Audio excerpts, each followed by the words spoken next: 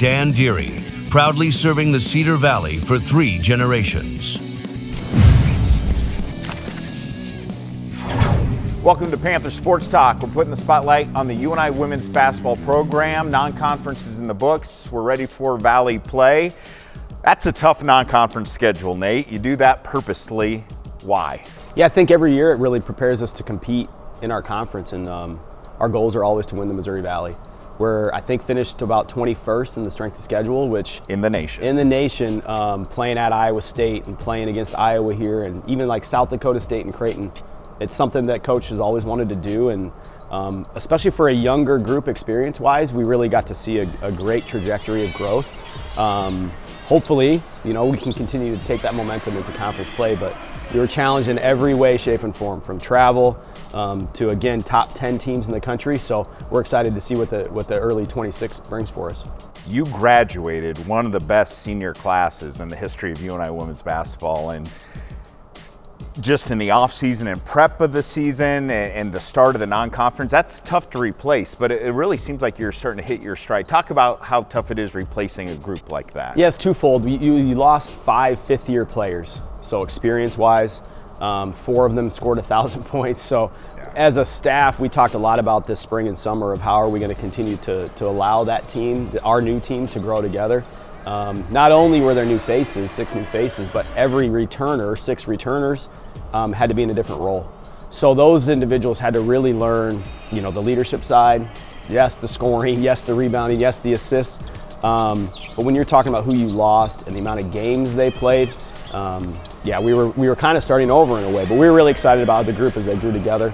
They become really connected, and that's why you've seen the growth we've seen since our North Dakota State game, November 3rd, to St. Thomas, the end of non-conference. That's about a 6-week period where we made some really big strides at all facets, especially defensively, especially on the, we're assisting at above 50% rate. So you're starting to see some real collaboration and some real connectedness amongst our group, and that's really exciting for us as we get into Valley play.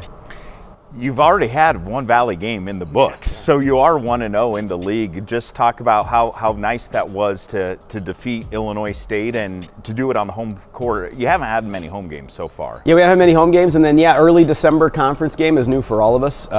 Beating Illinois State, and I thought we really jumped on them early, which was big. That's a very well-coached team, and become a rival in a way for us in the conference. So great start to that. It's nice to kind of have that in your back pocket as we gear towards all Missouri Valley Conference play. So we're hoping that gives us some momentum as well. And non-conference, tough schedule, really starting to win some games, winning some tough games, and then also having that 1-0 start is really big for us after Christmas. We have a story on Riley Goebel coming up here. What does she mean to this team? Yeah, Riley's just a real special individual, and her growth over the course of her career has been really fun to see. She just does everything, and on top of that, she's going to graduate with a nursing degree from UNI.